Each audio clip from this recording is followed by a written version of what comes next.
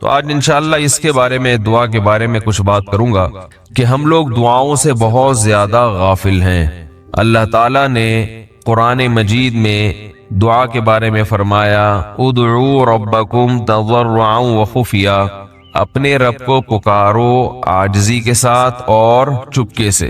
جیسے اللہ نے نماز کا حکم دیا، اللہ نے زکوٰۃ کا حکم دیا، بالکل اسی طرح سے اللہ نے مانگنے کا حکم بھی دیا ہے کہ ہم کس سے مانگیں؟ اللہ سے مانگیں، اور مانگیں یعنی اللہ کے علاوہ کسی اور سے نہیں مانگیں، اور اللہ سے بھی باقاعدہ مانگیں، مانگنے کا عمل جاری رکھیں۔ آج جہاں باقی عبادتوں میں سستی ہو رہی ہے، دعاؤں میں بھی لوگ پیچھے چلے جا رہے ہیں، مانگتے ہی نہیں ہیں، اور مانگتے ہیں تو پتہ نہیں کس اسٹائل سے مانگتے ہیں، توجہ نہیں ہوتی۔ اجتماعی دعاؤں پر زیادہ زور ہے، انفرادی پر زور نہیں ہے۔ کہیں مجمع دعا مانگ رہا ہوتا تو ہاتھ اٹھا کے آمین آمین شروع کر دیں گے، بس ٹھیک ہے، وہ بھی جائز ہے، لیکن دعا میں جو اصل ہے وہ انفرادی ہے۔ دیکھیں، جب آپ کسی سے اپنی حاجت پوری کرنے کے لیے، کچھ مانگنے کے لیے جاتے ہیں تو اکثر آپ کی کوشش ہوتی ہے کہ اس سے اکیلے میں ملوں۔ اکثر کوشش کیا ہوتی ہے؟ سب کے سامنے نہیں، بلکہ آپ اس کو لیں گے، بھائی تھوڑی دیر کے لیے ذرا مفتی صاحب آپ سے کام ہے۔ ایسا ہی ہوتا ہے نا، ذرا چھاؤں میں آ جائیں تھوڑی دیر کے لیے۔ لوگ کہتے ہیں نا، مفتی صاحب کہہ رہے ہیں بھائی یہیں پوچھ لو، کہہ رہے نہیں ذرا سائڈ پہ آ جائیں۔ تو سائڈ پہ جانے کے بعد پھر آپ کہتے ہیں یہ مسئلہ ہے، فلانا مسئلہ ہے، ڈمکانا مسئلہ ہے۔ تو سائڈ پہ لے جانے سے بعض دفعہ یہ بھی ہوتا ہے کہ سب کے سامنے آدمی اپنی بات نہیں لانا چاہ رہا ہوتا، اور بعض دفعہ یہ بھی ہوتا ہے کہ میں اپنی بات توجہ کے ساتھ سنا سکوں۔ تو دعا میں انسان، اللہ تو سب کی بات سنتا ہے، مجمع میں بھی اور تنہائی میں بھی، لیکن آپ دعا مانگنے میں جو آپ کی طبیعت لگے گی، توجہ سے مانگو گے، وہ تنہائی میں زیادہ شوق سے، زیادہ رغبت سے مانگ سکتے ہو۔ اجتماع میں ایسی رغبت اور ایسی شوق سے انسان دعا نہیں مانگ سکتا۔ تو انفرادی دعائیں ہی ختم ہوتی جا رہی ہیں۔ قرآن مجید میں اللہ تعالیٰ نے رمضان کی جو آیتیں ہیں، ان آیتوں کے بعد ذکر کیا وَإِذَا سَأَلَكَ عِبَادِي عَنِّي فَإِنِّي قَرِيب، اے نبی ان سے کہہ دیجئے کہ جب یہ مجھ سے میرے بارے میں پوچھیں تو آپ ان کو بتا دیں کہ میں بہت قریب ہوں تمہارے۔ اجیب دعوت الداعی اذا دعان، جب کوئی پکارنے والا، دعا مانگنے والا مجھ سے دعا مانگے گا تو میں اس کی پکار کا جواب بولے بھائی، اس پکار کا جواب دوں گا۔ پکار کا جواب دینے کا مطلب کیا ہوتا ہے؟ قبول کروں گا اس کی دعا۔ جواب کا یہ مطلب نہیں کہ اچھا میں نے سن لیا ہے چلو، ایک جواب تو یہ بھی ہوتا ہے نا، اچھا اب چپ ہو جا۔ ہم کسی کو پکار رہے ہیں، اگلا کہتے ہیں اچھا بھائی ٹھیک ہے، پتہ چل گیا، اب چپ کر کے بیٹھ جاؤ آرام سے۔ تو اللہ تعالیٰ جب جواب دیتے ہیں تو کیا مطلب ہوتا ہے کہ اللہ تعالیٰ وہ دعا قبول کر رہے ہیں۔ ہم دعا کثرت سے مانگتے کیوں نہیں ہیں؟ اس کی وجہ یہ ہے کہ ہمارے ذہن میں ایک چیز شیطان نے بٹھا دی ہے کہ مانگو تب بھی ویسے کے ویسے ہی ہے، نہیں مانگو تب بھی ویسے کے ویسے۔ وہ فلاں آدمی تو نہیں مانگتا، وہ تو پھر بھی اس کی تنخواہ اچھی مل رہی ہے، اور میں تو کئی سالوں سے دعائیں مانگ رہا ہوں، اے اللہ میری تنخواہ ڈبل نہیں کر سکتا تو کم از کم 50% ہی بڑھا دے، تو میں تو وہیں کا وہیں ہوں، میری تنخواہ میں تو کوئی اضافہ ہو نہیں رہا۔ تو ہم تو دیکھتے ہیں کہ ادھر دعا مانگو کچھ بھی نہیں ہو، سوائے ثواب کے کچھ بھی نہیں ملتا۔ یہ وہ چیز ہے جو انسان کو دعاؤں سے روکتی ہے۔ صحیح بات۔ حالانکہ ہم پیغمبروں کی زندگی دیکھتے ہیں تو بات بات پر دعائیں مانگتے تھے، بہت کثرت سے، بہت زیادہ۔ نوح علیہ السلام، اچھا اللہ نے ان کی دعاؤں کو قرآن میں ذکر بھی کیا ہے۔ مناجات مقبولہ ایک دعاؤں کی کتاب ہے۔ حضرت مولانا اشرف علی تھانوی رحمہ اللہ تعالی نے قرآن اور حدیث کی دعاؤں کو ایک چھوٹی سی کتاب میں جمع کر کے ایک ہفتے پہ ڈیوائیڈ کر دیا ہے اس کو، کہ آپ روزانہ ان میں سے ایک حصہ پڑھیں گے تو پورا ہفتے میں وہ تقریباً تمام دعائیں کور ہو جائیں گی جو قرآن و سنت میں بیان کی گئی ہیں۔ وہ کتاب ضرور خریدیں، رکھیں اپنے پاس، مناجات مقبولہ کے نام سے۔ تو ہم دعا کیوں نہیں مانگتے؟ مسئلہ ہمارے ساتھ یہ ہے کہ ہم کہتے ہیں کہ جو مانگتا ہے وہ بھی وہینچ کا وہینچ، اور جو نہیں مانگتا ہے وہ بھی کوئی سرخاب کے پر تو لگ نہیں جاتے کوئی مانگ رہا ہو تو۔ یہ وہ مسئلہ ہے جس کی وجہ سے لوگ دعائیں مانگنے میں بخل سے کام لیتے ہیں، جبکہ پیغمبر کثرت سے دعائیں مانگا کرتے تھے، بہت زیادہ۔ جو پچھلی آسمانی کتابیں ہیں ان میں لکھا ہوا ہے کہ یعقوب علیہ الصلوۃ والسلام اتنی کثرت سے دعائیں مانگا کرتے تھے کہ سجدے میں جا کے کہ ان کے یہ جو گھٹنے ہیں اور سر میں سخت نشان بن چکے تھے، وہ جگہ زمین پہ لگ کے سخت ہو جاتی ہے نا، تو اتنی کثرت سے دعائیں ہم نے جن بزرگوں کے ساتھ ٹوٹا پھوٹا وقت گزارا ان کو دیکھا کہ وہ دعا بہت لمبی لمبی دعائیں مانگا کرتے تھے، بہت لمبی۔ ہمارے شیخ کے سامنے جب کوئی آیا کرتا تھا دعا کے لیے کہتا تو ہاتھ اٹھائے بغیر ویسے ہی اس کو ایک دعا کا جملہ کہہ دیا کرتے تھے۔ تو کسی نے کہا کہ آپ ہاتھ اٹھا کے اس کے لیے دعا کیوں نہیں مانگتے؟ تو فرماتے تھے کہ جب میں ایک دفعہ ہاتھ اٹھا لیتا ہوں تو پھر اتنی آرام سے نیچے گراتا نہیں، کیونکہ پھر اللہ کے دربار میں اب ہاتھ اٹھا لیے تو پھر تو ایسا ان کا دل لگتا تھا، مانگتے چلے جاتے تھے۔ تو بات یہ ہے کہ جب یہ یقین پیدا ہو جائے کہ جس خالق نے ہمیں پیدا کیا ہے اور جس نے ہمیں مانگنے کا حکم دیا ہے اس کے سامنے جب ہاتھ اٹھا کے گڑ گڑائیں گے تو وہ تھوڑا نہیں دے، وہ دعا لازمی قبول کرے گا اور وہ لازمی ہماری مانگی ہوئی چیزیں ہمیں عطا کرے گا۔ یہ جذبہ اور یہ نیت جب انسان میں پیدا ہو جائے تو پھر اس کا دعاؤں میں دل لگتا ہے۔ کیسے نہیں لگے گا؟ آپ سوچیں کہ آپ کو کوئی بتا دے کہ یہ جو سیٹھ صاحب ہیں بہت بڑے، آپ جا کے ان سے مانگو، یہ ٹائم نکال کے بیٹھے ہوئے ہیں، جتنا مانگو گے جو مانگو گے یہ دیں گے، تو اب آپ بتاؤ آپ یہ کہو گے کہ میرے پاس مانگنے کا ٹائم نہیں ہے؟ ایسے موقع پہ آپ یہ کہو گے؟ آپ جائیں گے اور بسم اللہ کر کے شروع ہو جائیں گے۔ آپ بولیں گے سر یہ مجھے 10 فائلیں چاہیے بحریہ ٹاؤن کی، آپ سوچو گے 10 نہیں ملی تو 9 تو مل جائیں گی۔ سر مجھے یہ بھی چاہیے، مجھے یہ بھی چاہیے، مجھے یہ بھی چاہیے، اور آپ کو یقین ہو کہ یہ دے رہے تو آپ کبھی بھی کنجوسی سے کام نہیں لو۔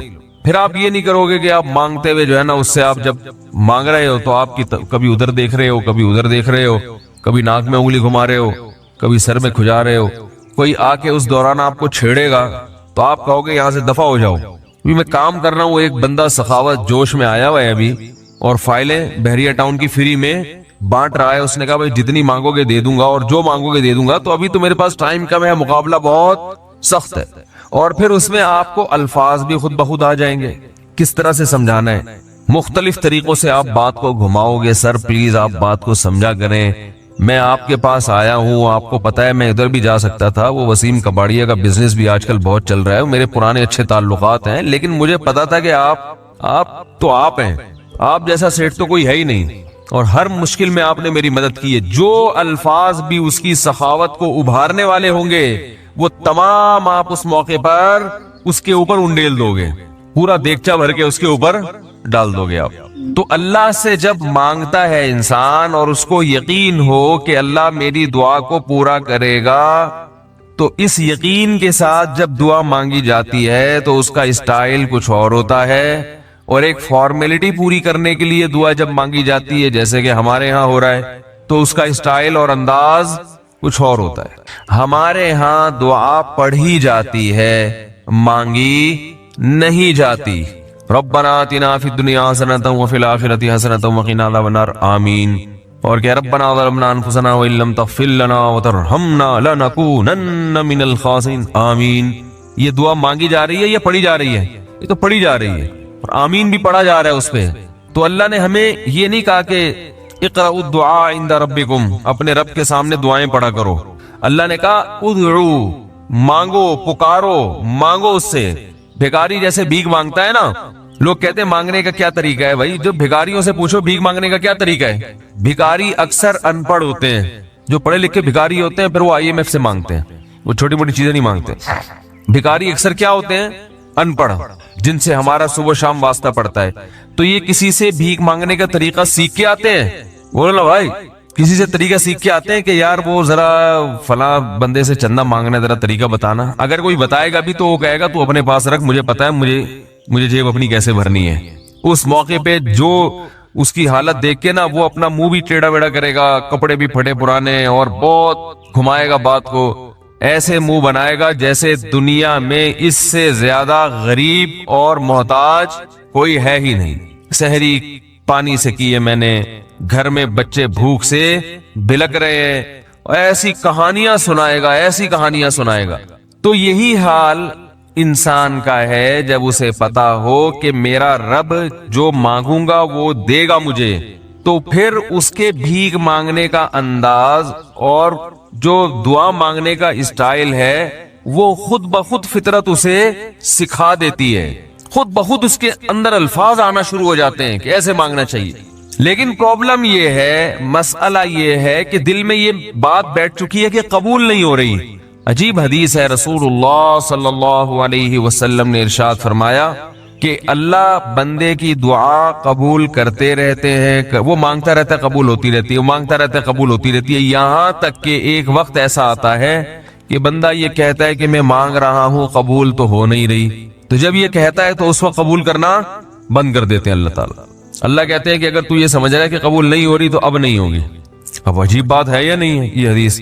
بھائی وہ بندہ کئی سال سے دعائیں مانگ رہا تھا اور پھر آخر میں آ کے کہتا ہے کہ قبول تو ہو نہیں رہی، تو ظاہر ہے کچھ نہیں ہو رہی ہوگی، تبھی تو کہہ رہا ہے نا۔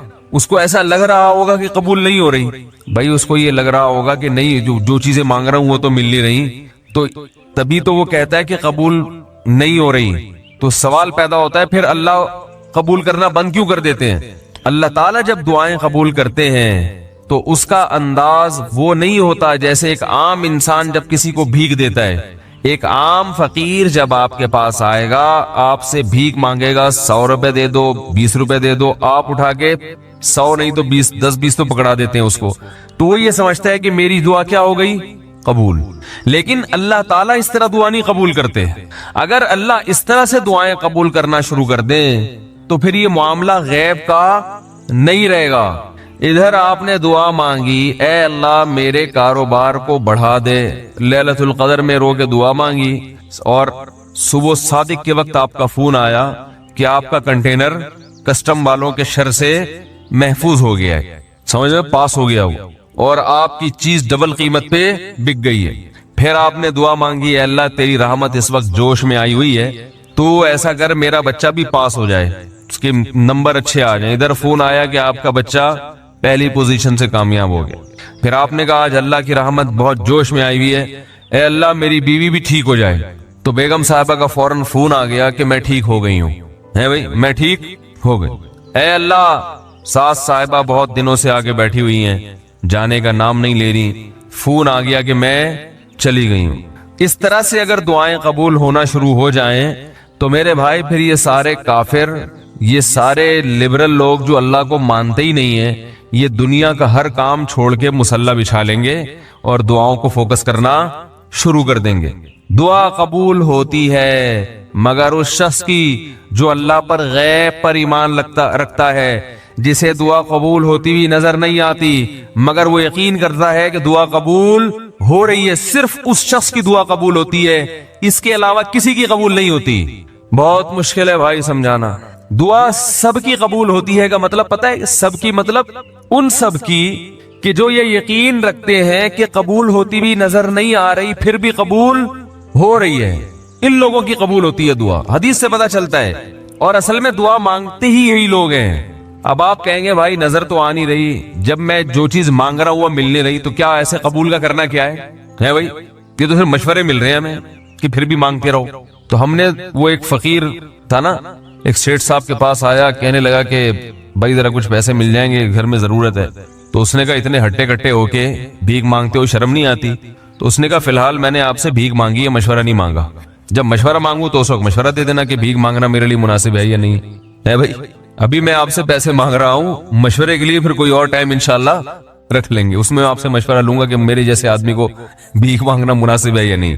تو آپ کے ذہن میں بھی یہ خیال آ رہا ہوگا کہ ہم اللہ سے دعا مانگتے ہیں اور اللہ کی طرف سے جو چیز جو ہم مانگ رہے ہیں وہ تو مل نہیں رہی، بلکہ اللہ کی طرف سے مشورے مل رہے ہیں کہ مانگتے رہو قبول ہو رہی ہے، تو ہوتی بھی تو نظر نہیں آ رہی۔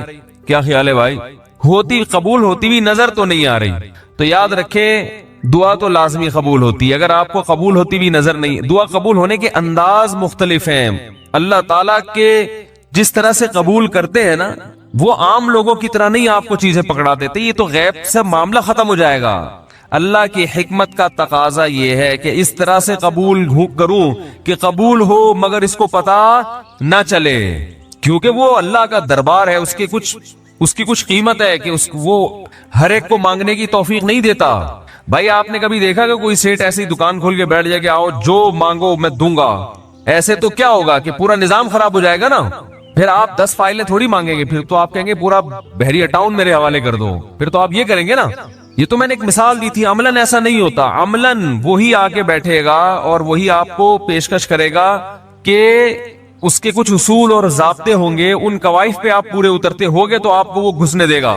اللہ کے بھی کچھ اصول اور ضابطے ہیں, ساری دعائیں قبول کرے گا, جو مانگو گے صرف اتنا نہیں بلکہ بڑھا کے دے گا. لیکن اصول یہ ہے کہ اللہ کہتے ہیں کہ جب میں دوں گا تو نظر نہیں آئے گا, مگر یقین رکھنا ہے کہ کیا کر رہا ہوں, میں دے رہا ہوں, پھر دیتا رہوں گا میں. پھر بات وہیں آگے کھڑی ہو جاتی ہے کہ ایسے دینے کا کیا فائدہ, کہ ہماری سمجھ میں نہیں آ رہا کہ پتہ نہیں کیسے دے رہا ہے اللہ تعالیٰ. تو یاد رکھیں اللہ تعالیٰ کے دینے کا انداز تھوڑا مختلف ہے. وہ کیا ہے؟ بعض مرتبہ جو چیز مانگ رہے ہوتے ہیں اللہ وہی چیز آپ کو دے دیتا ہے, اور ایسا بھی ہوتا ہے. ہمیشہ ایسا تو نہیں ہوا ہوگا کہ جو چیز مانگی اور نہیں ملی ہو. کئی بار ایسا ہوا ہے کہ جو مانگا وہ اللہ نے دے دیا, فوراً مسئلہ حل ہو گیا. بعض دفعہ بلکہ اس سے بھی پہلے کا اسٹیپ, بسا اوقات تو آپ دعا مانگ ہی نہیں رہے ہوتے, آپ اس کو دعا سمجھ رہے ہوتے ہو, لہذا اس میں وہ جان ہوتی نہیں ہے, تو قبولیت کا پھر سوال ہی پیدا نہیں ہوتا. آپ دعا پڑھ رہے ہوتے ہو, مانگ رہے نہیں ہوتے. تو اللہ نے تو دعائیں قبول کرنے کا کہا ہے, دعائیں پڑھنے پر کہا ہو, وعدہ کیا ہو, ایسا ہمارے علم میں کوئی حدیث نہیں ہے. دیکھیں یونس علیہ السلام جب مچھلی کے پیٹ میں تھے تو یونس علیہ السلام کو اپنی خطا کا احساس ہوا کہ میں اللہ کی پرمیشن کے بغیر اپنی قوم کو چھوڑ کے آ گیا ہوں. ان کو احساس ہو گیا, تبھی اللہ نے مجھے مچھلی کے پیٹ میں ڈال دیا ہے. تو اب آپ نے مچھلی کے پیٹ میں جا کے یہ دعا مانگی, لا الہ الا انت سبحانک انی کنت من الظالمین. اے اللہ تیرے سوا کوئی عبادت کے لائق نہیں ہے, سبحانک تو ہر عیب سے پاک ہے, تو نے جو مجھے مچھلی کے پیٹ میں ڈال دیا تو یہ تیری غلطی نہیں ہے, تو ہر عیب سے پاک ہے. انی کنت من الظالمین, میں ہوں ظلم کرنے والا اپنی جان پہ, مجھ سے غلطی ہوئی ہے. اللہ تعالیٰ کو آپ کا یہ مانگنا اتنا پسند آیا کہ مچھلی کو حکم دیا کہ ان کو ساحل پر اگل دو. اور نہ صرف یہ کہ مچھلی نے آپ کو ساحل پہ ڈالا, وہ انبتنا علیہ شجرۃ من یقطین, یقطین کوئی درخت تھا وہ بھی اللہ نے اگا دیا دھوپ سے بچانے کے لیے.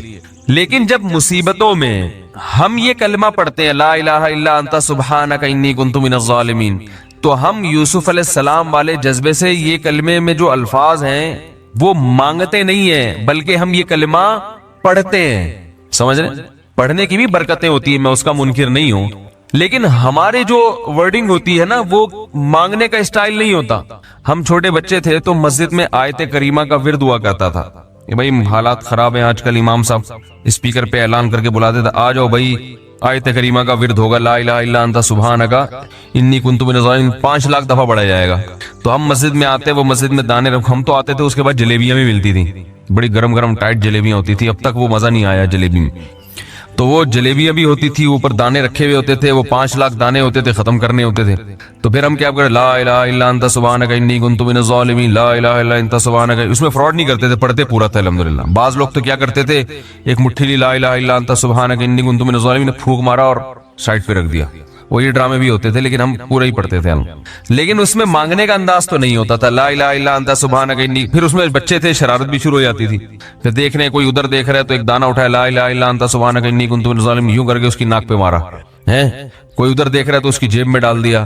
تو یہ دعا مانگی جا رہی ہے, یہ تو پڑھی جا رہی ہے, ایک فارمیلٹی ہے کہ 5 لاکھ پورے کرنے ہیں, تو اس کے بعد جلیبی کھانا ہے اور نکلنا ہے. تو آج بھی ایسا ہی ہو رہا ہے.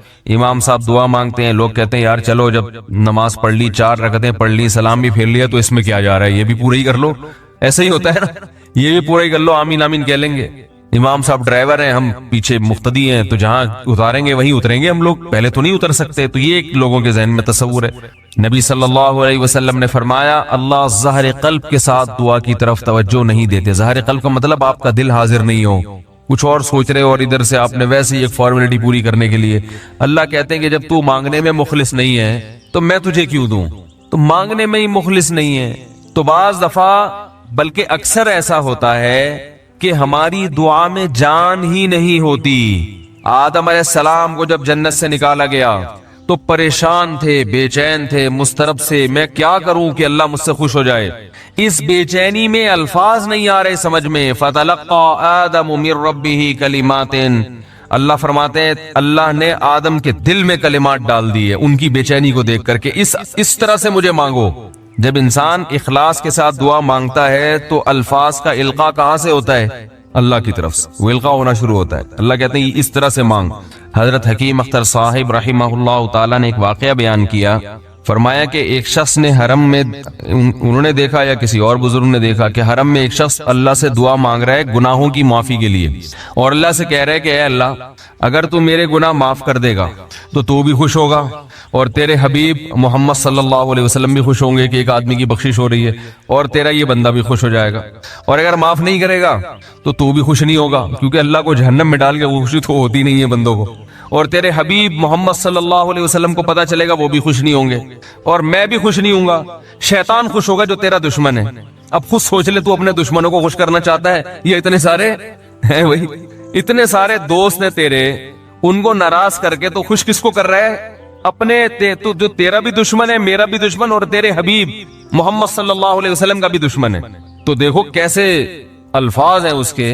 तो ऐसा कि बज़ाहिर बख्शिश के अलावा का ऑप्शन छोड़ा ही नहीं। क्या क्या ख्याल है? हज्जाज इब्ने यूसुफ बड़ा जालिम था, बड़ा जालिम।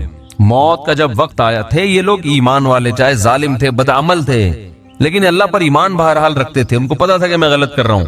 जब मौत का वक्त आया तो कहने लगा कि ऐ अल्लाह, लोग कहते हैं कि तू मुझे नहीं बख्शेगा, लोग कहते हैं कि मेरे जैसे गुनाहगार को तू नहीं बख्श सकता। बड़े अजीब अल्फाज हैं, अल्लाह की रहमत को जोश दिला रहा है कि तू ऐसा करके दिखा दे, यानी कुछ ऐसा करके दिखा दे कि जो तेरे बारे में लोग गुमान कर रहे हैं वो गुमान क्या हो जाए। ये बिल्कुल ऐसे है जैसे कोई बहुत बड़ा सेठ हो, आप उससे बहुत ज्यादा बड़ा कर्जा मांगने के लिए जाएं, जो कि आम तौर पर नहीं मिलता, लेकिन आप उसको जोश दिला रहे हो कि लोग कहते हैं कि तू इतना बड़ा कर्जा नहीं दे सकता, तू आज तू अपनी सखावत दिखा दे कि मैं इतना बड़ा कर्जा भी दे सकता हूं। तो मरते हुए क्या कहने लगा कि अल्लाह, ये पब्लिक कह रही है कि तू मुझे नहीं बख्श सकता, यानी ये तेरी रहमत को चैलेंज कर रही है कि इतने बड़े गुनाहगार को नहीं बख्शेगा अल्लाह। तो आज क्या कर ले, तू ये दिखा दे अपनी रहमत से कि मैं इतने बड़े गुनाहगार को भी माफ कर सकता हूं। अब पता नहीं अल्लाह ने माफ किया नहीं किया, वो तो अल्लाह का मामला और हज्जाज में यूसुफ का मामला, लेकिन उलमा कहते हैं ये उसने अल्फाज बड़े डेंजरस कहे हैं मरते वक्त। डेंजरस का मतलब यानी दूसरे माना में ऐसे है कि इसने अल्लाह की अर्श को हिला दिया होगा। अल्लाह को मांगना इतना पसंद है। पहली बात तो ये जहन में रखें कि इससे बड़ी कोई इबादत नहीं है दुआ से, और दुआ से मुश्किल कोई इबादत नहीं है। नमाज पढ़ना आसान है, ज़कात देना आसान है, रोजा रखना भी आसान। सबसे मुश्किल काम क्या है? दुआ मांगना।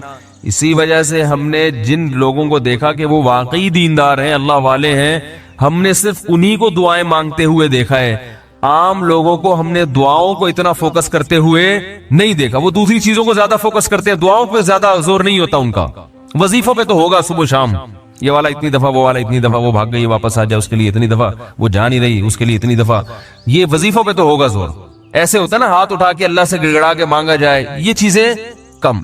मैं जब हज पे गया तो अपने शेख मुर्शिद के साथ था। पहले ही हमने उनको देखा था बहुत ज्यादा दुआएं मांगते हैं, वो बहुत ज्यादा उनको दुआओं में दिल लगता है, बहुत दुआएं मांगते हैं। तो मुझे किसी ने बताया कि ये जब बैतुल्लाह को देखते हैं तो इतनी लंबी दुआ मांगते हैं खड़े खड़े कि तुम इनके साथ ठहर नहीं सकते। मैंने कहा क्यों नहीं ठहर सकते, हम जवान हैं, उनकी उम्र ज्यादा हो गई और उनको कुछ बीमारियां भी हैं। तो मैंने कहा हो जाए मुकाबला फिर, ठीक है ना, देखते हैं कौन ज्यादा लंबा ठहर लेता है। तो जब बैतुल्लाह पहुंचे, उनकी नजर बैतुल्लाह पे पड़ी, जरा करीब गए। ये जो कहते हैं ना बैतुल्लाह पे नजर पड़ते ही वहीं ठहर जाओ, शुरू हो जाओ, ऐसा नहीं है। बैतुल्लाह पे अगर नजर पड़ी है आपकी तो कोई बात नहीं, और करीब चले जाएं। कोई दूसरा अमल करने से पहले दुआ मांगे। पहली नजर का मतलब ये होता है कि जब नजर पड़ी है तो अब तवाफ शुरू करने से पहले या कोई दूसरा अमल करने से पहले आप जाके दुआ मांगे, तो वो दूर से नहीं बल्कि जितना करीब जाके मांगे उतना ज्यादा अच्छा। लोग क्या करते हैं, यूं मुंह नीचे करके जा रहे होते हैं कि पहली नजर पड़ गई तो फिर दुआ का मौका निकल जाएगा, तो यूं वो टकरा भी जाते हैं। कुछ नहीं होता, नजर पड़ जाए तो और थोड़ा करीब जाए, करीब जाके दुआ मांगे। तो उनको हमने देखा कि उन्होंने दुआ मांगना शुरू की, मैं भी खड़ा हो गया साथ में, हमने कहा चलो हम भी मांगते हैं। تو وہ اتنی دیر تک حالانکہ کمر میں بھی تکلیف، بیماریاں بھی ہیں، شوگر بھی ہے، تو بالآخر میں نے ہتھیار ڈال، میں نے کہا میں اتنی دیر کھڑا نہیں ہو سکتا. اور میں پھر اب بیٹھتے ہوئے شرم بھی آ رہی تھی کہ وہ بولیں کہ میری عمر زیادہ ہے اور یہ دیکھو ابھی جوان، شادیاں تو کرتا رہتا ہے، تو یہ کیا شادیاں کرے گا جو کھڑا نہیں ہو سکتا اتنی دیر. تو وہ اتنی دیر ہو گئی تو میں بیٹھ گیا واقعی. تو کئی ایسے ہمارے اکابر گزرے ہیں، بزرگ گزرے ہیں، 1 گھنٹہ 2 گھنٹہ 3 گھنٹہ. مرکز میں، تبلیغی مرکز میں کسی نے بتایا کہ ایک بزرگ کو میں نے دیکھا صبح اشراق کے وقت دعا مانگنا شروع کی ہے اور ظہر کی نماز میں اٹھے. اشراق کے وقت دعا مانگنا شروع کی اور کب اٹھے؟ یہ وہ لوگ تھے جن کا دعاؤں میں دل لگتا تھا. اب بتائیں دعا مشکل عبادت ہے یا نہیں ہے؟ حضرت عمر رضی اللہ تعالی عنہ کا قول ہے، فرماتے ہیں کہ مجھے اس بات کی پرواہ نہیں ہوتی کہ میری دعا قبول ہو رہی ہے کہ نہیں ہو رہی، مجھے اس کی فکر رہتی ہے کہ دعا مانگنے کی توفیق مل رہی ہے کہ نہیں مل رہی. کیونکہ اللہ جب ناراض ہوتا ہے نا کسی سے، مانگنے کی توفیق چھین لیتا ہے اللہ تعالیٰ. اور مانگنے کی توفیق دی ہوئی، اس کا مطلب اگر ناراض ہے بھی تو اتنا زیادہ نہیں ہے، تھوڑا بہت ہے، وہ تلافی چاہتا ہے کہ آپ کر لو. مانگنے کی توفیق ملنا اس کی علامت ہے کہ اللہ اگر ناراض بھی ہے تو بہت زیادہ نہیں روٹھا ہوا، بلکہ اس نے سوری کا آپشن دیا ہوا ہے کہ چلو مانگ کے اپنا منا لو، مجھے کسی بھی طریقے سے راضی کر لو. دعا کا اس قدر فائدہ ہوتا ہے انسان کو، اس قدر فائدہ ہوتا ہے. آپ مانگنا شروع کریں، زندگی چینج ہونا شروع ہو جائے گی، آپ کی زندگی میں تبدیلی آنا شروع ہو جائے گی. جتنا تعلق اللہ کے ساتھ دعا کے ذریعے بنتا ہے، اتنا تعلق کسی اور چیز سے نہیں بنتا. حضرت عمر بن خطاب رضی اللہ عنہ سے روایت ہے رسول اللہ صلی اللہ علیہ وسلم سے، اذا رفع یدیہ فی الدعاء لم یحطہما حتی یمسح بہما وجہہ، اور دوسری روایت میں لم یردہما حتی یمسح بہما وجہہ، کہ آپ صلی اللہ علیہ وسلم جب دعا کے لیے ہاتھ اٹھاتے تو اپنے چہرے پر جب تک ہاتھ پھیر نہ لیتے تو ہاتھ نیچے نہ کرتے. روایت اگرچہ ضعیف ہے لیکن اس کے مطابعات اور شواہد اس روایت کے موجود ہیں، جس کی وجہ سے قابل قبول ہے. اور مسئلہ کوئی اتنی اہمیت کا حامل بھی نہیں ہے کہ اس کے لیے کوئی بہت زیادہ مضبوط حدیث چاہیے، لیکن اس سے اتنا ہو جاتا ہے کہ اگر کوئی یہ عمل کرتا ہے تو اس کو بدعت نہیں کہا جائے گا اور غیر ثابت شدہ عمل نہیں ہے یہ.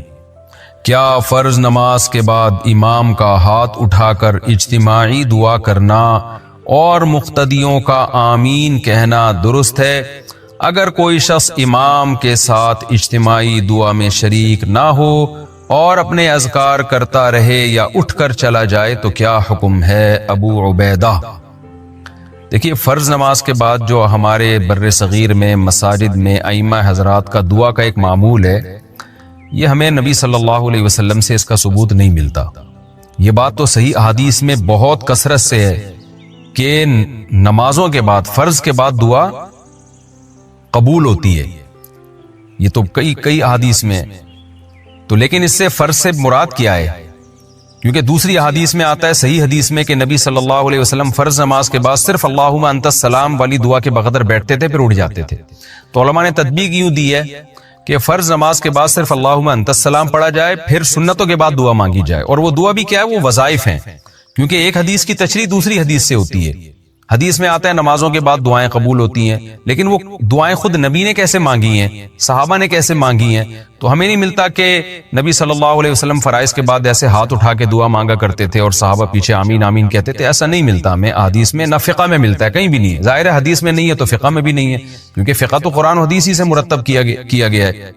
تو اس لیے ہمیں جو دعائیں ملتی ہیں وہ وظائف ہیں. یعنی نبی نے آیت الکرسی پڑھی، اللہم لا مانع لما اعطیت ولا معطی لما منعت ولا ينفع ذا الجد منک الجد، مخصوص الفاظ کی دعائیں ہیں جو ہاتھ اٹھائے بغیر ہیں.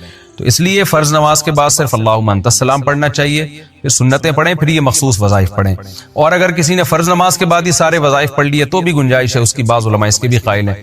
تو لیکن یہ جو فرائض کے بعد ہاتھ اٹھا کے پراپر طریقے سے امام دعا مانگ رہا ہے اور مقتدی بھی اس کے ساتھ اجتماعی دعا میں شریک ہے، یہ ہمیں قرآن و سنت میں نہیں ملتا اور اس کا معمول تو بالکل ہی نہیں ملتا. اگر نبی ہر نماز کے بعد ایسے کرتے تو ایک روایت نہیں کئی روایتیں ہوتی، کیونکہ یہ خود فقہ کا ایک پراپر اصول ہے جو فقہاء نے لکھا ہے. خاص طور پر حنفی فقہاء نے تو اس اصول کو بہت اہمیت دی ہے. وہ یہ ہے کہ اگر کوئی کام ایسا تھا جو نبی صلی اللہ علیہ وسلم کے دور میں کثرت سے کیا جاتا تھا تو اس کو اگر ایک ہی راوی نقل کر رہا ہے تو یہ خود اس حدیث کے یعنی اس کی علامت ہوتی ہے کہ یہ حدیث قابل قبول نہیں ہے، کیونکہ اتنی کثرت سے عمل ہوا ہے تو صرف ایک روایت کیوں ہے؟ تو ظاہر ہے پھر یا تو وہ یہ سمجھا جائے گا کہ نبی نے کبھی کبھار یہ کام کیا، اگر ایک روایت ملے گی تو یوں سمجھا جائے گا کبھی کبھار کیا، اس سے آپ معمول نہیں نکال سکتے کہ معمول تھا نبی صلی اللہ علیہ وسلم کا۔ تو کیونکہ بار بار ایک عمل ہو رہا ہے تو صرف ایک صحابی کیوں روایت کر رہے ہیں؟ تو صحابی سے تو غلطی نہیں ہو سکتی ہے، ممکن ہے صحابی سے جو آگے جس نے روایت کی ان سے غلطی ہوئی ہو۔ تو اس لیے ہمیں نہیں ملتا کہ نبی صلی اللہ علیہ وسلم فرائض کے بعد اس طرح ہاتھ اٹھا کے دعا مانگتے تھے۔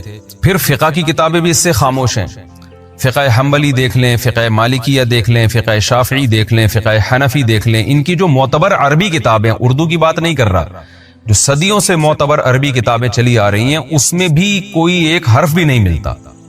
فقہ حنفی کی مشہور فتوے کی کتاب ہے فتاوی شامیہ، اس میں نہیں ہے کہ فرض نماز کے بعد امام دعا مانگے گا ہاتھ اٹھا کے، حالانکہ فقہ میں تو بہت باریک باریک جزیات بھی ذکر کی جاتی ہیں۔ فتاوی عالمگیریہ دیکھ لیں، اس میں تو الٹا لکھا ہوا ہے کہ امام کو چاہیے کہ اللہم انت السلام کے بقدر بیٹھے اور کھڑا ہو جائے۔ تو اگر فقہا اس کو سنت سمجھتے تو عالمگیریہ میں تو لکھا ہوتا نا، وہ اتنا جزیات باریک باریک بیان کرتے ہیں، وہ اتنی اہم چیز فقہا سے کیسے نظروں سے اوجھل ہو گئی؟ تو اس سے پتہ چلتا ہے کہ یہ بر صغیر میں ایک چیز ہے جو بعد میں شروع ہوئی ہے، اس کا ہمیں شروع کی کتابوں میں کوئی ثبوت نہیں ملتا ہے، نہ فقہ شافعی کی آپ جو مستند کتابیں فقہ کی ان میں بھی نہیں ملتا، نہ حنابلہ کی کتابوں میں تذکرہ ملتا ہے، نہ مالکیہ کی جو معتبر کتابیں ان میں بھی تذکرہ نہیں ملتا۔ تو یہ اکثر اردو فتاوی میں یا بعد میں جو عربی کتابیں لکھی گئی ہیں جو ہمارے علماء نے لکھی ہیں ان میں کچھ انہوں نے لکھا ہے کہ کوئی روایات ایک آدھ روایات پیش کی ہیں جن کی سند میں بھی کچھ کلام ہے۔ تو اس لیے ہماری رائے میں یہی ہے، اور اس پر لوگ کہتے ہیں کہ میرا تفرد ہے، میں جمہور سے ہٹ کے بات کر رہا ہوں، ایسا نہیں ہے۔ حضرت مفتی محمد شفیع صاحب رحمۃ اللہ علیہ جو مفتی اعظم پاکستان تھے، ان کا پورا اس پہ ایک رسالہ ہے کہ وہ اسی میں یہی ثابت کیا کہ فرائض کے بعد یہ اجتماعی دعا ثابت نہیں ہے۔ حضرت مفتی رشید احمد صاحب رحمہ اللہ تعالیٰ کا پورا ایک رسالہ ہے اصل فتاوی میں، آپ دیکھ سکتے ہیں، بڑے مدلل انہوں نے بحث کی ہے کہ یہ کہیں بھی ثبوت نہیں ملتا ہمیں اس کا، تو اس کو چھوڑ دینا چاہیے۔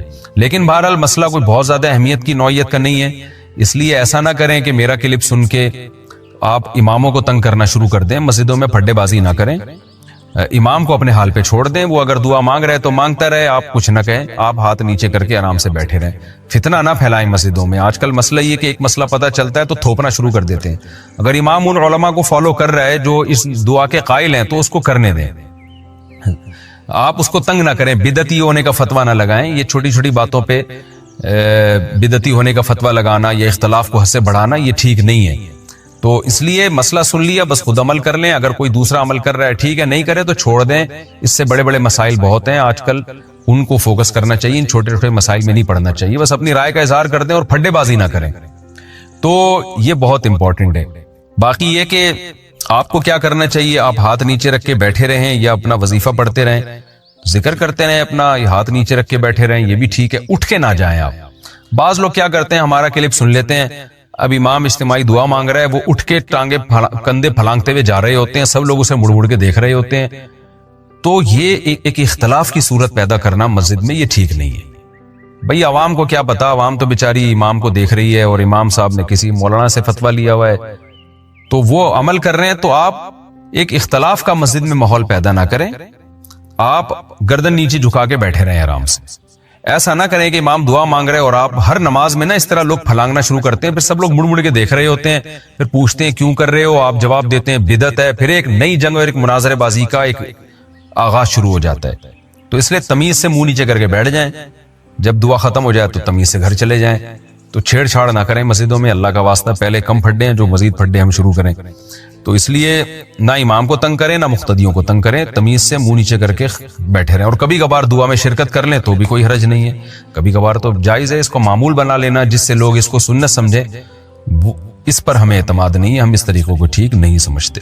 ابھی دیکھا نہیں ہے نا عذاب قبر، اس لیے کیا کہہ رہا ہے یار، ہو سکتا ہے اللہ کوئی نیکی کام آ جائے، اللہ بخش دے، لیکن اگر کوئی عذاب قبر دیکھ لے نا پھر یہ کیفیات نہیں ہوں گی، پھر تو وہ ایسا ہو جائے گا کہ اس کو خوف کم کرنا پڑے گا اس کا، کہ بھائی اللہ سے امیدیں، تبھی تو دیکھو نبی صلی اللہ علیہ وسلم سے بہت ساری حدیثیں امیدوں کی منقول ہیں ایسی روایتیں ہیں کہ عام عوام میں ہم ان کو بیان کریں نا تو ڈر لگتا ہے کہ لوگ اس کا غلط مطلب نہ سمجھیں. مثال کے طور پر ایک حدیث میں آتا ہے رسول اللہ صلی اللہ علیہ وسلم نے صحابہ سے فرمایا اگر تم سب لوگ گناہ بالکل چھوڑ دو, کبھی کسی سے گناہ ہو ہی نہیں, کوئی غلطی نہیں ہوتی کسی سے, اللہ تمہیں ختم کر دے گا, مار دے گا ایسی قوم. اللہ ایسی قوم پیدا کرے گا جس سے گناہ ہو پھر وہ اللہ سے توبہ کرے. اللہ کو توبہ پسند ہے. صحیح حدیث ہے. اب اگر صرف آپ اتنی حدیث پبلک کے سامنے بیان کر دیں تو اس سے تو لوگوں کو گناہ پہ جرت ہوگی کہ نہیں ہوگی؟ لوگ کہیں گے یار ہم خام خام میں بچ رہے ہیں, بلا وجہ گناہ کر لیں گے پھر توبہ کر لیں گے, کیونکہ اللہ کو گناہ سے بچنے والے بالکل بھی پسند. کیا خیال ہے؟ اللہ تو کہہ رہا ہے گناہ سے بالکل بچو گے تو میں تو مار کے ختم کر دوں گا, ایسے لوگ مجھے چاہیے.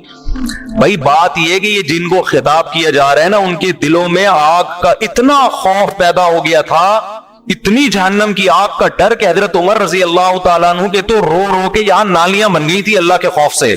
یہ لوگ آپ کے سامنے بیٹھے تھے, اتنا خوف کا غلبہ تھا حضرت عمر میں, وہ کہتے تھے کہ قیامت کے دن اللہ مجھے جنت نہ دے بس میرے گناہ معاف کر دے میری نیکیوں کے بدلے, تو بس مجھے یہ بھی قبول ہے, مجھے ڈر ہے کہ میں پکڑا نہ جاؤں کہیں. حضرت ابو بکر پہ ایسا خوف کا غلبہ, گھاس کا تنکا اٹھا کے کہتے کاش میں گھاس کا تنکا ہوتا, میں مٹی ہوتا, انسان نہ بنتا تاکہ حساب نہ ہوتا. ایسا ان کے دماغوں پہ ایک حساب کتاب کا خوف مسلط تھا. لیکن یہ کیفیت ان کی بھی ہر وقت نہیں ہوتی تھی, تو ایسے لوگوں سے امکان تھا کہ کوئی چھوٹا موٹا گناہ ہو جائے, تو جب ہو جاتا پھر وہ کیفیت بحال ہوتی, تو ان کو خوف کا بہت غلبہ, اتنا خوف کہ اس سے انسان عمل میں پیچھے, مایوسی پیدا ہونے لگتی ہے کہ یار ہم تو نیک بن ہی نہیں سکتے, چھوڑو جنت پہ جانے کی. جیسے ایک آدمی کو پتا ہے میں کامیاب ہو ہی نہیں سکتا تو وہ امتحان کی تیاری کرنا چھوڑ دیتا ہے. تو ایسے لوگوں کو کیا کہا جاتا ہے, بیٹا کوئی بات نہیں, اس دفعہ ترقی پاس ہو گئے, اگلی دفعہ کراچی میں تو یہ تسلیوں پہ ہی چل رہا ہے سارا سیٹ اپ نا, بیٹا کوئی بات نہیں اس دفعہ نمبروں سے رہ گئے. اب ایک پڑھنے والا قابل بچہ ہے, آپ کو پتا ہے محنت کر رہا ہے, سی اے کے پیپر دے رہا ہے, سی اے کے پیپر فرسٹ پہلی دفعہ میں نہیں ہوتا, اس میں فیل ہوتے ہوتے ہی انسان پہنچتا ہے. تو پہلا پیپر دیا, اس میں نمبر کم آ گئے, 2 نمبروں سے رہ گیا, تو باپ عقل مند ہوگا کیا کہے گا, کوئی بات نہیں بیٹا, شروع میں نہیں کہے گا کہ بیٹا فیل ہو جانا کوئی بات نہیں, اگلے میں محنت, شروع میں تو کہے گا بیٹا پاس ہونا ہے تو. اب دیکھ لیا بیٹا محنت کر رہا ہے پھر بھی فیل ہو گیا, تو باپ عقل مند کیا کہے گا, کوئی بات نہیں بیٹا یہ تو سی اے کا پیپر ہے, اس میں تو پہلی دفعہ اگر کوئی پاس ہو جائے تو ایب نارمل ہونے کی علامت ہے, یہ صحیح ہے نا. ہاں اس کا مطلب اس کا دنیا میں پڑھائی کے علاوہ کوئی کام ہی نہیں ہے. جو نارمل لوگ ہوتے ہیں نا وہ فیل ہو کے آگے جاتے ہیں. میں بتا دوں آپ کو, میں جب میٹرک میں آتا نا, میٹرک تک ہم لوگ بڑے اچھے نمبر آتے تھے. میرے بھائی نے کہا یہ پاس ہونے کا شوق صرف میٹرک تک ہی ہوتا ہے, فرسٹ ایئر سیکنڈ ایئر سے بندہ فیل ہونا شروع. واقعی پھر الحمدللہ اللہ نے بڑا نوازا, فرسٹ ایئر میں 2-3 پیپر مشکل تھے, ہم نے چھوڑ دیا کہ سیکنڈ ایئر میں دیں گے, اس کو اکٹھے دے دیں گے. تو اور ذہین لوگ مشکل سے ہی پاس ہوتے ہیں, یہ بھی میں آپ کو بتاتا ہوں, ان کا دماغ ادھر ادھر چلتا بہت ہے. لڑکیاں جو پڑھائی میں اتنی آگے ہیں نا, یہ ذہین ہونے کی علامت نہیں ہے, یہ ان کی فکر کیا ہوتی ہے, وہ محدود ہوتی ہے نا. ان کو پڑھائی ہے تو پڑھائی, آدمی کے پاس تو اتنے مسئلے ہیں, وہ چھوڑو بھی کیا مسئلے آپ لوگ کے, تو گھومتا رہتا اس کا دماغ. وہ اگر خود پڑھ رہا ہوگا اور کوئی اس کی کلاس فیلو شوق سے پڑھ رہی ہوگی تو اس کو وہ پڑھتی بھی زیادہ اچھی لگ رہی ہوگی کتاب کی نسبت. کہہ رہے یار سبحان اللہ, اصل تو یہ ہے, ٹھیک ہے نا. اس کا دماغ ایک جگہ ٹکتا نہیں ہے, پھر سوچتا ہے, پھر وہ سیاسی حالات اور پھر بہت سارے آدمی کے دماغ میں نا چیزیں بھری ہوئی ہوتی ہیں. پڑھائی میں نمبر لانے والے 2 قسم کے لوگ ہوتے ہیں, یا تو بہت محنتی ذہین یا بہت بے وقوف. یا تو بہت ہی محنتی ہو نا وہ بھی چلے جاتے ہیں, یا میں نے پڑھائی بہت بے وقوف لوگوں کو دیکھا کہ نمبر اچھے آ رہے ہوتے ہیں, رٹے لگا کے. درمیانی طبقہ تو تھوڑا سا اس میں دماغ ہونا, وہ پھر بہت مشکل سے پڑھائی, وہ ٹکتا ہی نہیں ایک جگہ. وہ پھر کبھی وہ بیٹھتا ہے تو کہتا ہے یار ڈاکٹر کی میڈیکل کالج میں پڑھتا ہوں تو ٹھیک ہے, تو تیاری کرتا ہوں. پھر کہتے ہیں میڈیکل کالج جب تھوڑا مشکل لگتا ہے, کہہ رہے ہیں انجینئر بن جاؤ نا, میڈیکل کالج کی کیا ضرورت. اگلے دن وہ کہتا ہے چلو انجینئرنگ پڑھتا ہوں. پھر کہتے ہیں انجینئرنگ چھوڑو, بزنس میں دیکھو کتنا پیسہ ہے یار. اگلے دن یہ ہمارے یہاں لڑکے بیٹھے ہوئے پلان بنا رہے ہوتے ہیں, پھر وہ بزنس کی طرف آئے گا. پھر کہتے ہیں سب چھوڑو, 4 شادیاں کرو, رزق خود بخود آئے گا. مفتی صاحب کا بیان ہے, آخر میں یہاں کے اینڈ ہوتا ہے. ٹھیک ہے یار, شادیاں کرو, بچے پیدا کرو, اللہ کہتا ہے شادیاں کرو, رزق خود بخود چھپڑا پھاڑ کے آئے. تو یا پھر وہ کسی کام کا رہا ہی نہیں, دماغ اس کا گھومتا ہے. تو میں کیا بات کر رہا تھا, کہاں سے کہاں اتنی باتیں منتشر ہو رہی ہیں, نہیں وہ تو چل رہا تھا, یہ مثالیں یہاں کہاں سے آئی. میں یہ عرض کر رہا تھا کہ 2 جذبے ہوتے ہیں نا انسان میں جو اس کو موٹیویٹ کرتے ہیں. نہیں، یہ مثالیں یہاں کہاں سے آنا شروع ہو گئی. ہاں، میں عرض کر رہا تھا کہ دیکھو نبی صلی اللہ علیہ وسلم نے کن صحابہ کو یہ حدیث بتائی. میں سی اے کی مثال دے رہا تھا کہ یار ایک پیپر رہ گیا تو باپ کیا کہتا ہے کہ بیٹا یہ تو سب کے رہ ہی جاتا ہے، یہ تو سب کا رہتا ہے، کوئی بات نہیں، اگلے میں ٹرائی کر لینا. تو صحابہ کی حالت یہ تھی کہ وہ گناہ کو، حضرت عبداللہ بن عباس کہتے ہیں ہم نبی کے دور میں کوئی کسی سے گناہ ہو جاتا نا تو ہمیں ایسا لگتا تھا جیسے کوئی پہاڑ ہے ہمارے اوپر گرنے والا ہے، ایسا اللہ کا خوف ہوتا تھا. آپ خود دیکھو نا، ایک صحابی سے زنا ہوا، نبی سے آ کے کہہ رہے ہیں کہ مجھے رجم کریں، پتھر مار کے ہلاک کریں. نبی نے ان کو نکال دیا اپنی محفل سے کہ جاؤ، بتا دیا گویا بزبان حال کہ توبہ کرو بس اللہ سے. تسلی نہیں ہو رہی، دوبارہ آئے، یا رسول اللہ آپ مجھ پہ حد جاری کریں. عورت بھی ایسا کر رہی ہے، عورت کا دل تو بہت کمزور ہوتا ہے، وہ تو پتھر مارنا اس کے لیے مشکل ہے. وہ یہ منظر نہیں دیکھ سکتی کہ لوگ کسی کو پتھر مار رہے ہوں، اور وہ نبی کے پاس صحابی آ رہی ہیں، یا رسول اللہ مجھ سے زنا ہو گیا، آپ مجھ کو رجم کریں. نبی نے ان کو بھیج دیا واپس، جاؤ. انہیں اشارہ کر دیا کہ بھئی اللہ سے توبہ کرو. دوبارہ آئی، چوتھی بار آئی تو نبی نے کہا کہ تمہیں حمل ہے، واپس چلی جاؤ. وہ اگر دوبارہ نہ آتی، نبی ان کے پیچھے کسی کو نہیں بھیجتے.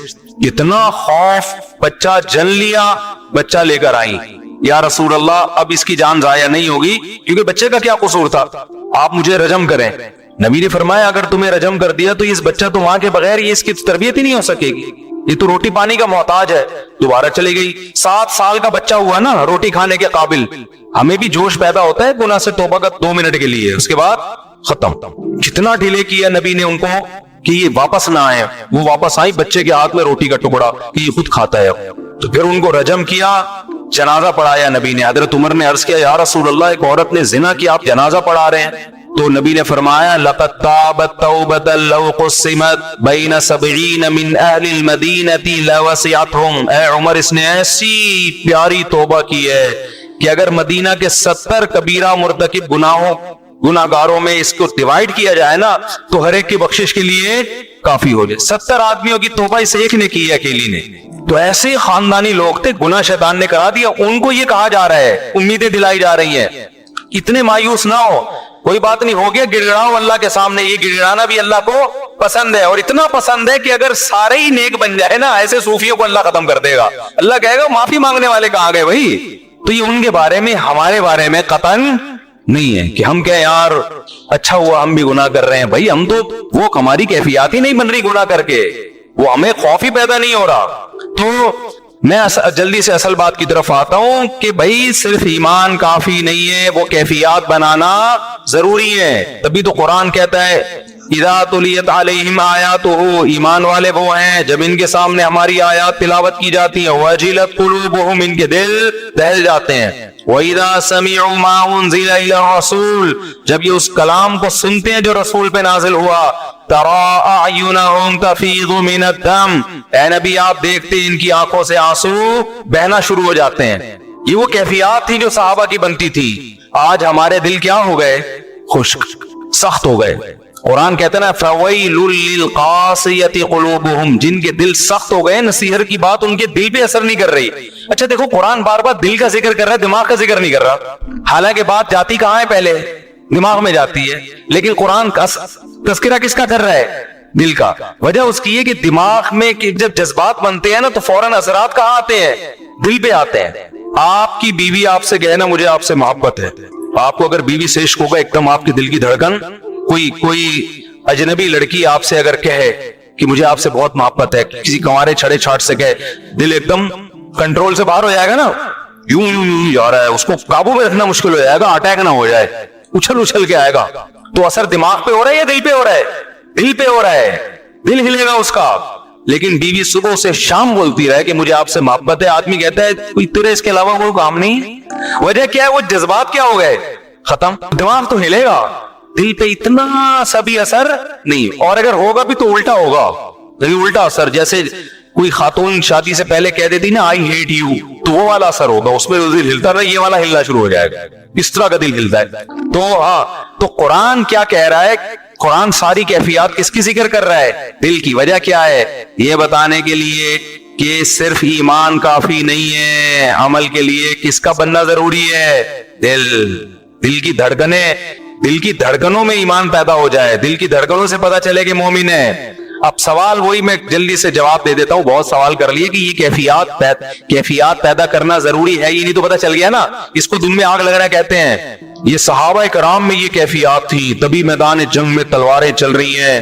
اور ایک صحابی نے منت مانی تھی, اللہ اب دوبارہ جنگ ہوئی تو دیکھ میں کیا کرتا ہوں. جب دیکھا جنگ چھڑ رہی ہے, یہ کھجور کھا رہے تھے, انہوں نے کہا چلو کھجور ختم کر کے جنگ میں جاتا ہوں.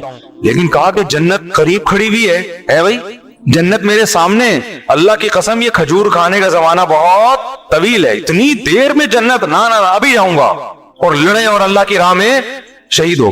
اور ہماری جو جنت پہ کیفیات بنتی ہے, جنت پہ بیان سن لیا, یہ نہریں, یہ حوریں, تھوڑا سا خیال آتا ہے اچھا ٹرائی کر کے دیکھتے ہیں, تو ایک دن بمشکل اٹھے گا جیسے قبر سے مردے کو اکھاڑا جا رہا ہے, فجر میں آ کے کھڑا ہو جائے گا فجر میں, بس اس کے بعد پھر 6 مہینے تک مارکیٹ سے شارٹ, ورنہ تو یہ بھی نہیں ہوگا. تو تم میں آگ لگانے کے لیے علماء کہتے ہیں 2 کام کر لیں. آپ سمجھتے ہو کیا کر لیں؟ 2 کام. ایک استحضار, جس چیز کو انسان بار بار سوچتا ہے نا, وہ آپ کی لاشعور کا حصہ بننا شروع.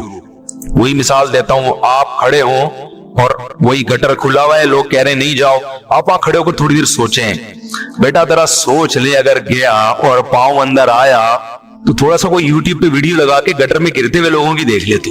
دیکھ نہیں سکتا, سوچ تھوڑی دیر. جب بہت زیادہ سوچیں گے نا, آہستہ آہستہ آپ کی وہ کیفیات بننا شروع, آپ کے دل میں خوف پیدا ہونا شروع. آپ ماشاءاللہ 130 کلو کے ہو گئے, گول ہو گئے, اب آپ لمبائی چوڑائی آپ کی کیا ہو گئی برابر. مٹھائی کے لڈو آپ کے سامنے رسگلے پڑے ہوئے ہیں, کسی نے کہا یہ رسگلے, دوسرے نے کہا بھائی تو اپنا موٹاپا دیکھ, شوگر ہو سکتی ہے, بلڈ پریشر ہو سکتا ہے. آپ نے کہا بے یار وہ دیکھا جائے گا, ابھی تو کھاؤ. لیکن کھانے سے پہلے استحضار کریں. آپ 2-4 اپنے پرانے دوستوں کو ہسپتالوں میں دیکھیں جا کے, یا تصور کریں یار اس دن فلاں کا انتقال ہوا تھا, ایسے یوں پڑا ہوا تھا ہے بھائی تختے پہ, ایسے ہی ہوگا نا, ایسے تختے پہ پڑا ہوا تھا, اچھا بھلا ہٹا کٹا تھا, اس دن فلاں کو برین ہیمریج ہوا تھا, اب وہ تھا, اب ہے, بولو اس کا جنازہ اتار رہے تھے ہم قبر میں. جب یہ سوچنا شروع کریں گے نا, تو وہ لڈو میں آپ کو وہ لڈو زہر لگنا شروع ہو جائیں گے, آپ کو اس میں سانپ کے پھن نظر آئیں گے. سمجھ رہے ہو کہ نہیں سمجھ رہے؟ سانپ کے پھن نظر آئیں گے اس کے اندر. اگر جتنا سوچو گے اتنا وہ زہر لگے گا, اتنا زہر لگے گا. تو مریضوں کا جب انسان سوچتا ہے نا پہ وہ بھی ان کے ساتھ یہ ہو گیا, ان کے ساتھ سوچتا ہی نہیں ہے تو پھر پھوڑتا چلا جائے گا. یقین تو ہے کہ ایسا ہوگا, لیکن استحضار نہیں ہے, اس کو کہتے ہیں استحضار. استحضار کا مطلب حاضر کرنا کسی چیز کو, دماغ میں لائیں اس کو. علماء کہتے ہیں 24 گھنٹے میں ایک ٹائم نکال کے نا سوچا کریں, ایک دن پھٹے پہ لیٹا ہوا ہوں گا میں, موت کا یقین سب کو ہے, استحضار نہیں ہے. سب کو پتا ہے مریں گے, کوئی آپ کو آگے کہتے ہیں مریں گے تو کون سی کوئی نئی معلومات دے رہا ہے, پتا ہے مریں گے, کیا کروں میں مریں گے تو چلا فلم دیکھنے چلتے ہیں. لیکن اگر تھوڑی دیر کھوپڑی استعمال کر رہے ہیں, بیٹا اس کا مطلب پتا ہے کیا ہے مریں گے کا, تھوڑی دیر سوچ لیں. ایک دن پھٹے پہ لیٹا ہوا ہوں گا. ہمارے حضرت سے جب ہم بیعت ہونے گئے نا, تو حضرت سے بیعت ہو گئے ہم, حضرت نے وعدے کیے نماز پڑھیں گے, یہ کریں گے. حضرت نے ایک عمل بتایا, فرمایا روزانہ 5 منٹ کسی بھی ٹائم پہ یہ سوچنا ہے کہ ایک دن میں پھٹے پہ لیٹا ہوا ہوں گا اور مجھے غسل دیا جا رہا ہوں. دائیں کروٹ لٹاؤ جی, مفتی طارق مسعود صاحب, اس وقت مفتی بھی مشہور نہیں تھی. طارق صاحب کو دائیں طرف لٹاؤ, ادھر سے پانی بہاؤ. لگ رہا ہے کہ نہیں لگ رہا؟ اس لیے نہیں لگ رہا کہ میں لیٹا ہوا ہوں, آپ لیٹو گے پتہ, ابھی مجھے لگ رہا ہے, آپ کو تھوڑی لگے گا. آپ بھی اتنے ہوشیار ہو, میرے بارے میں سوچ رہے ہو کہ پٹے پہ, میں آپ کو اس لیے میں اپنی مثال دے رہا ہوں, اپنے بارے میں سوچو. سمجھ رہے ہو؟ آپ بھی شیطان کہتا ہے اچھا یہ بھی لیٹے ہوئے ایک دن پٹے پہ, تو آپ یہاں لیٹے ہوئے نہیں ہوگے پٹے پہ. اٹریکشن تو یہ ہوتی ہے کہ آپ نے دہلیز پہ قدم رکھا, گھر میں گئے, بے یار کیا زبردست لگژری اسٹائل, جیسے ہمارے پنجرے میں جب کوئی جاتا ہے نا مرغیوں کے, تو ہمارے لیے تو بڑی اٹریکشن ہے. پتہ نہیں, ایک تو میں جو بھی مہمان آتا ہے, ڈیفنس سے آ رہا ہو, کلفٹن سے آ رہا ہو, 20ویں گریڈ کا آفیسر ہو, 18ویں گریڈ کا آفیسر ہو, میں اس کو اپنی گائے دکھاتا ہوں, اپنی بکری دکھاتا ہوں, اور اپنی انڈوں پہ بیٹھی ہوئی مرغیاں لازمی دکھاتا ہوں. آج میں سوچنے لگا پتہ نہیں اس کو دلچسپی ہے بھی کہ نہیں ہے. یہ بولے گا یار کیا ہمیں کیا دکھا رہے ہو مفتی صاحب, مرغیاں دکھا رہے ہو, بکری دکھا رہے ہو. تو پھر میں نے سوچا یار ہمارے پاس آنے کا جرمانہ یہی ہے, جو ہمارے پاس آئے گا تو ہم اس کو اپنی گائے بھی دکھائیں گے, تیرے باپ نے بھی دیکھنا ہے چاہے تیرا دل کرے یا نہ کرے, اپنی مرغیاں بھی دکھائیں گے. اب ہر آدمی کو دلچسپی نہیں ہوتی, لیکن بھئی ہمیں دکھانے میں مزہ آ رہا ہے, تو ہم سے ملاقات کا کفارہ یہ ہے کہ آپ ہماری مرغیاں بھی دیکھو اور مرغیوں انڈوں پہ بیٹھی ہوئی مرغیاں الگ سے دیکھو آپ. یہ کفارہ ملک, کیونکہ ہمیں دکھانے میں مزہ آتا ہے کہ مرغیاں, تو آپ کو آئے نہ آئے, جب بھائی ہمارے پاس آ رہے تو ہماری شرطوں پہ آؤ نا. جب آپ کسی سے ملنے جاتے ہیں تو اپنی شرطوں پہ تھوڑی. بھائی ہم نے آپ کو ٹائم دیا, اگر آپ سمجھتے ہو بھائی مفتی صاحب نے ٹائم دیا ان کا بڑا شکریہ, تو شکریہ کی قیمت دے دیں آپ. اس شکریہ کی قیمت کیا ہے؟ ہماری گائے دیکھیں اور تعریف کرنی پڑے گی آپ کو, بہت اچھی گائے ہے. کوئی ہم نے اس کی غیبت برداشت, بکری دیکھ کے چاہے جیسی بھی ہو آپ کو بولنا پڑے گا ویل ڈن ماشاء اللہ, بڑا مزہ. مرغیاں دیکھ کے آپ کو کہنا پڑے گا ویل ڈن مفتی صاحب, بہت زبردست. تو اس سے یہ ہوتا ہے کہ خوشی مل جاتی ہے, پھر ہم تھوڑی دیر اور بیٹھ جاتے ہیں آپ کے ساتھ, ٹھیک ہے. تو میں سوچ رہا تھا یار میں ہر ایک کو دکھاتا ہوں, لوگوں کو تھوڑی دلچسپی ہوتی ہے. بہت سے لوگ بڑا 3 پیس سوٹ ٹائی اور یہ سب مرغیاں ان کو. ایک دفعہ تو کیا ہوا, ایک صاحب ملنے کے لیے آئے, وہ امریکہ سے آئے تھے, امریکہ میں ہی ماسٹر واسٹر کیا ہوا, میں نے مرغیوں میں ہی بٹھا دیا ان کو, چائے وہی منگوا لی, اور مجھے تو مزہ آتا ہے. اب میں نے کرسی پہ ان کو بٹھا کے گیا, چائے منگوائی, میں نے کہا آپ پیئے میں آتا ہوں. میں آیا تو اب وہ کچھ کہہ بھی نہیں رہے. وہیں ہماری میٹنگ تھی کوئی, اب ہماری آدھا پونے گھنٹے کی میٹنگ ہوئی ہے, تو اس کے بعد مغرب کی اذان کا ٹائم ہوا, وہ اٹھ کے جانے لگے. میں نے کہا ٹھیک ہے, آپ کو تکلیف تو نہیں ہوئی یہاں مرغیوں میں کوئی؟ ان کو بہت تکلیف ہوئی تھی. مجھے کہنے لگے بس وہ بیٹے بیٹے کر رہی تھی, ادھر کوئی ادھر آ کے بیٹھ رہا ہے چوزا, کوئی ادھر آ کے بیٹھ رہا ہے, بس ٹھیک ہے کوئی مسئلہ نہیں مفتی صاحب. مجھے ان کے اسٹائل سے لگا کہ ان کو بالکل بھی اچھا نہیں لگا. تو کہہ رہے ہیں یار وہ ادھر بیٹھ رہی تھی اور کوئی ادھر, یوں وہ ہوتے ہیں نا ذرا بےچارے کچھ زیادہ فینسی قسم کے لوگ ہوتے ہیں. تو خیر یہ کہاں سے کہاں بات چلی گئی, بات کو میں جلدی سے سمیٹوں. تو اب دیکھو ایک پیسہ خرچ ہوتا ہے کس پر؟ آسائش, زینت پہ. ضرورت آپ کی ایک لنگوٹا باندھ کے گھومے, لباس کی ضرورت پوری ہو گئی. آسانی اس میں کہ پراپر سلا ہوا کپڑا پہن لیں. آسائش کس میں ہے؟ ایک دم کاٹن کلف چمکتا ہوا, یا 3 پیس سوٹ ٹائی اور ایک دم فٹ فاٹ. لوگ ملیں تو لگے یار کو مزہ آ گیا جی مل کے, خوشبو بھی بڑی اعلیٰ کوالٹی والی لگائی ہوئی ہے. یہ کیا کہلاتی ہے یہ چیز؟ آرائش. گھر بڑا لگژری رکھا آپ نے, اور سارا گاڑی ضرورت آپ کی W11 سے بھی پوری ہو جاتی ہے, بلکہ پیدل بھی پوری ہو جاتی ہے. اور آسانی کیا ہے کہ بھائی آپ ذرا اچھی والی اوبر کرا لیں. اور آسائش کیا ہے؟ زینت کس میں؟ اپنی گاڑی ہو آپ کی, خوبصورت بہترین لگژری قسم کی گاڑی ہو, وہ چلا رہے ہو.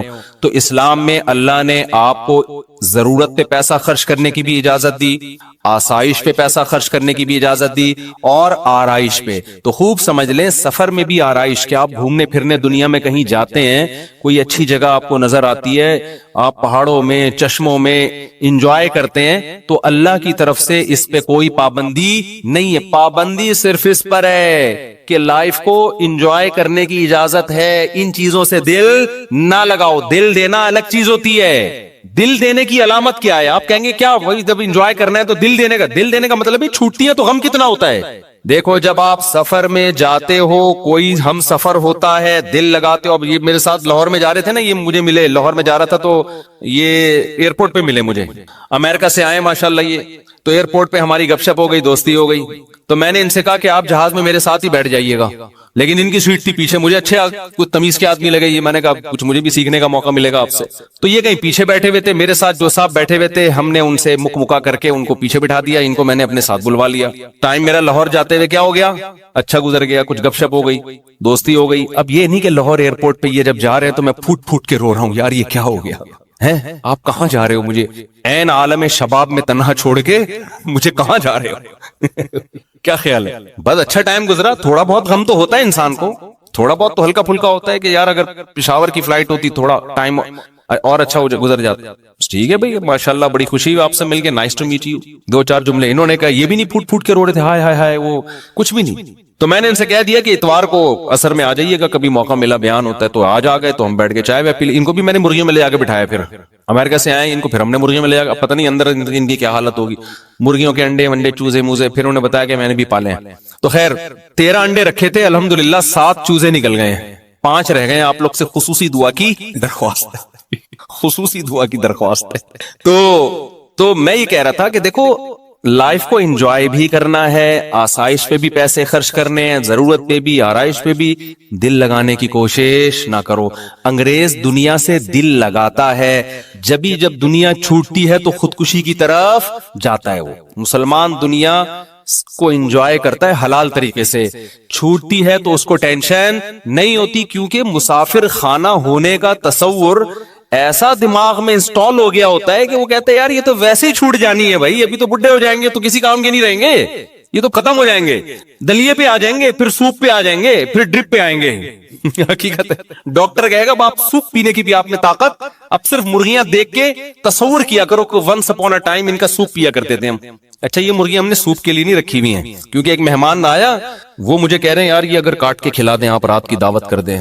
تو میں نے کہا دوبارہ سب گستاخانہ جملہ ہمارے مرغوں کے خلاف منہ سے نہیں نکلنا چاہیے, یہ گستاخی ہے بہت بڑی. ہم آپ کو بازار سے دیسی مرغا کاٹ کے کھلا دیں گے, ان مرغوں پہ آپ نے غلط آنکھ اٹھا کے نہیں دیکھنی, یہ گستاخی بھی لوگ کرتے ہیں. تو دل نہ لگاؤ بار بار بار بار بار بار. اور ہمارے دماغوں میں جو ایک تھوڑی سی نامناسب زبان استعمال کر رہا ہوں, ہمارے دماغوں میں جو خناس بھرا ہوا ہے نا, جو میڈیا نے بھر دیا, ہمارے ایجوکیشن سسٹم نے ڈال دیا, وہ ہے دنیا سے دل لگانا, اسی کو کامیابی سمجھنا, اسی کو سب کچھ سمجھنا. حالانکہ یہ سب کچھ نہیں ہے, یہ کچھ بھی نہیں ہے. قرآن کہتا ہے متاع قلیل, چند ٹکے ہیں بھائی, صحیح ہے نا, چند کیا ہیں, ٹکے. جیسے بچے کو چونی اٹھنی دے دیں, وہ خوشی سے کلابازیاں کھاتا ہے, بڑے ہنس رہے ہوتے ہیں. تو ہمیں بھی وہ 8-10 کروڑ کے گھر مل جاتے ہیں, 2-4 ارب کے جائیدادیں بنا لیتے ہیں. فرشتے کہہ رہے تو 2-4 ٹکے مل گئے, تو قارون کو تھوڑے 4 روپے زیادہ مل گئے تھے, ٹھیک ہے نا, وہ بھی بیوقوف اترانے لگا تھا. اور تمہیں تو کچھ بھی نہیں ملا قارون کے مقابلے میں. قارون کو جو اللہ میاں نے دیا تھا نا, وہ بحریہ ٹاؤن نہیں تھا, وہ اتنا تھا کہ ان مفاتحہ لتنوء بالعصبۃ اولی القوہ. قرآن کہہ رہا ہے خزانوں کی چابیاں جانور لے کے چلا کرتے تھے. خزانے جو تھے نا اس کے پاس, اور اس زمانے کے خزانے کرنسی نہیں ہوتی تھی, سونے اور چاندی کے ڈھیر ہوتے تھے. اتنا خزانہ اور ایسا وی آئی پی پروٹوکول کہ جب وہ اپنے گھر سے اس پروٹوکول کے ساتھ نکلتا تو قرآن کہتا ہے قال الذین یریدون الحیات الدنیا, دنیا پرست لوگ جو بھول گئے تھے کہ ہم نے مرنا ہے, وہ کیا کہتے تھے, یا لیت لنا مثل ما اوتی قارون, کیا کاش ہمیں بھی تھوڑا سا ایسا اسٹائل مل جاتا. ہم تو غریب لوگ ہیں, گھر سے نکلتے ہیں, کوئی بھنگی بھی ہمیں لفٹ نہیں کراتا, ٹھیک ہے نا. ان کا پروٹوکول دیکھو یار. یہ دنیا پرست لوگ کہہ رہے تھے قارون کو دیکھ کے, یار کیا اسٹائل ہے بھائی, اسٹائل پہ دنیا مر رہی ہے آج کل. یہ آج کل نہیں مر رہی, پہلے سے مر رہی ہے یار. ان کا اسٹائل دیکھو, چلتا ہے تو پتا چلتا ہے کوئی بڑا آدمی جا رہا ہے. وہ جو آج کل ایک آ رہا ہے نا, غریبوں کو گالیاں دے رہا ہوتا ہے, وہ پتہ نہیں کوئی صاحب ہے, بہت غلط کر رہا ہے, اس کو کوئی میرا پیغام پہنچا دے. پیسہ کمانے کی ترغیب ضرور دیں, لیکن اس طریقے سے نہ دیں کہ آپ لوگ ڈپریشن میں جانا شروع ہو جائیں, کیونکہ پیسہ کمانے کی کوشش آپ کر سکتے ہو, ملتا اللہ کی مرضی سے ہے. ہم چند سکسیس لوگوں کی مثالیں دے رہے ہوتے ہیں, اس نے محنت کی اتنا کما لیا, لاکھوں اس سے زیادہ محنت کر چکے ہوتے ہیں, کچھ بھی نہیں ملتا ان کو. تو اس میں تقدیر کا دخل زیادہ ہے. اور اس کو میرا پیغام یہ بھی پہنچا دیں کہ آج جو آپ کہہ رہے ہو نا اتنا پیسہ میں نے کما لیا, تو زیادہ اس کو شو بھی نہ کریں.